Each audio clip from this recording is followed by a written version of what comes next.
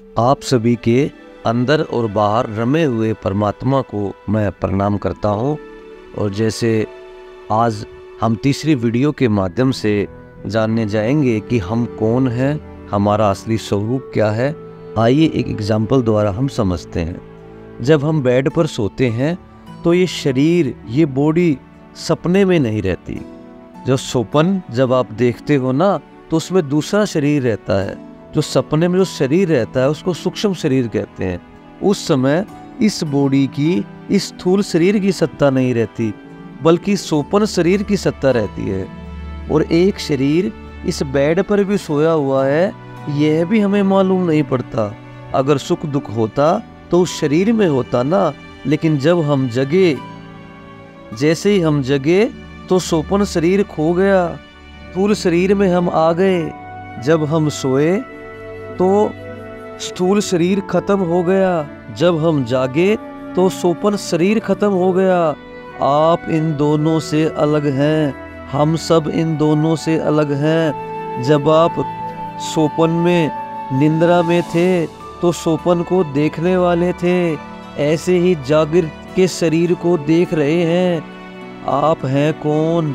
इस प्रश्न के उत्तर को जब आप खोज लोगे तो ईश्वर को जान जाओगे, जगत को जान जाओगे, अपने आप को जान जाओगे। इस संसार में सिवाय ईश्वर के दूसरी और कोई सत्ता नहीं है। प्रभु परमात्मा ने जड़ और चेतन रूप धारण कर रखा है। हर एक सजीव, हर एक निर्जीव ये ईश्वर का ही रूप है। लेकिन जो हमारा जीव भाव है, जो हमारा मैं भाव है, जो हमारा अहंकार है, वो जीव भाव एक मिथ्या है, एक भ्रम है। आइए हम एक कहानी के माध्यम से इस जीव भाव को समझते हैं। एक भिक्षुक नागसेन को एक सम्राट ने बुलाया, निमंत्रण दिया कि वो हमारे दरबार में आओ। तो उसने अपने राजदूत को भेजा नागसेन के पास। तो भिक्षुक नागसेन ने कहा कि मैं जरूर आऊँगा, लेकिन मैं आपको पहले ही एक बात बता दूं, भिक्षुक नागसेन जैसा कोई है नहीं। यह केवल एक नाम है, काम चलाऊ नाम। आप कहते हैं राजा मुझे बुला रहा है, मैं जरूर आऊँगा, लेकिन भिक्षुक नागसेन नहीं आएगा।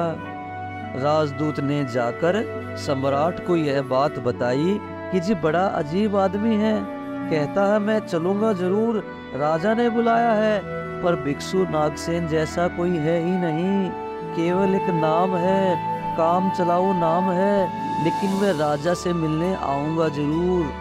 तो नागसेन आए 2 दिन बाद। एक रथ पर बैठकर सम्राट ने द्वार पर नागसेन का स्वागत किया, उनको माला डाली, हार चढ़ाए। और राजा ने कहा भिक्षु नागसेन आपका स्वागत है। तो सामने से भिक्षु नागसेन हंसने लग गया, कह रहा है राजा भिक्षु नागसेन तो कोई है ही नहीं, एक काम चलाऊ नाम है। तो राजा ने कहा कि फिर आप स्वागत हम किसका कर रहे हैं? ये मालाएं, ये फूल हम किसको दे रहे हैं?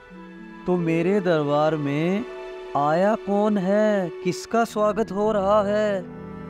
तो नागसेन जी मुड़े और कहा सम्राट देखो, यह रथ खड़ा है जिस पर मैं आया हूँ। सम्राट ने कहा हाँ यह रथ है। तो भिक्षु नागसेन ने पूछा घोड़ों को निकालकर अलग कर लिया जाए। तो घोड़े अलग कर दिए गए। तो उसने पूछा सम्राट से ये घोड़े क्या रथ हैं? सम्राट ने कहा घोड़े कैसे रथ हो सकते हैं, घोड़े अलग कर दिए गए। सामने के डंडे जिनसे घोड़े बंधे थे खिंचवा लिए गए, हटा दिए गए वो दोनों डंडे। फिर भिक्षु नागसेन ने पूछा बताओ क्या ये डंडे रथ हैं? तो सम्राट ने कहा ये रथ कैसे हो सकते हैं? फिर भिक्षु नागसेन ने दोनों पहियों को रथ के निकाल लिया और सम्राट से पूछा क्या ये पहिए रथ हैं? तो सम्राट ने कहा पहिए रथ कैसे हो सकते हैं? फिर भिक्षु नागसेन ने झंडे को रथ से अलग कर दिया गया और कहा सम्राट क्या ये झंडा रथ है? तो सम्राट ने कहा, झंडा रथ कैसे हो सकता है? और एक एक अंग रथ का निकालता चला गया भिक्षु नागसेन।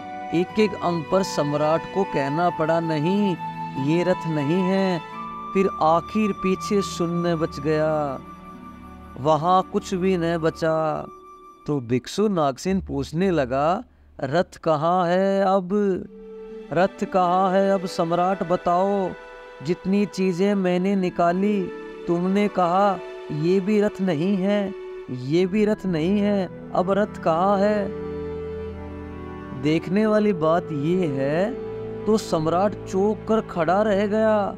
रथ पीछे बचा भी नहीं था। जो चीजें निकल गई थी उनमें भी रथ नहीं था। नागसेन कहने लगा, अब आप समझे सम्राट, रथ एक जोड़ है। रथ कुछ चीजों का संग्रह मात्र है। रथ का अपना होना नहीं है, कोई ईगो नहीं है। रथ एक जोड़ मात्र है। इसी प्रकार अज्ञानतावश ये शिव ही जीव बन गया है, अहंकार में आ गया है। बस इसको, इस जीव को शिव में मिलना है, अपने स्वरूप की पहचान करनी है। कहूँ मैं अनुभव अपना, सत्य हरि भजन जगत सब सपना। तो ये स्वप्न के समान है ये संसार। जब हम रात को सोते हैं तो स्वप्न 6 से 8 घंटे तक का होता है सोने के बीच में। और ये जन्म से पहले और मृत्यु तक, और मृत्यु से लेकर जन्म तक जो हम अब असल में मौन निद्रा में सो रहे हैं, वो अभी नष्ट हो जाए तो हमें समझ में आ जाएगा।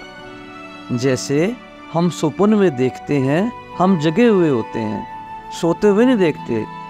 हम देखते हैं बहुत से लोगों को सपने में, बहुत से भोगों को, बहुत प्रकार के अनुकूल प्रतिकूल परिस्थितियों को। क्या क्या वो होती हैं? क्या वो सच में होती हैं? नहीं होती। स्वप्न में कुछ भी नहीं होता। जब हम जगते हैं तो ये पता चल जाता है, अगर उस स्वप्न में हमें कोई चाकू मार रहा है, कोई हमें यह कहे कि वो झूठा स्वप्न है, कोई चाकू नहीं मार रहा, तो हमें विश्वास नहीं होगा। लेकिन हमारा हृदय तो भयभीत था, हमने बचने की कोशिश तो की, डर तो हमें लगा। लेकिन अगर कोई हमें स्वप्न से ही जगा दे तो उसी समय किसी को हमें विश्वास दिलाना नहीं पड़ेगा कि तू स्वप्न में था। जो चक्कू चल रहे थे, प्रतिकूल अनुकूल परिस्थितियां चल रही थी, जो भोग चल रहे थे, वो सब मिथ्या थे, झूठ थे।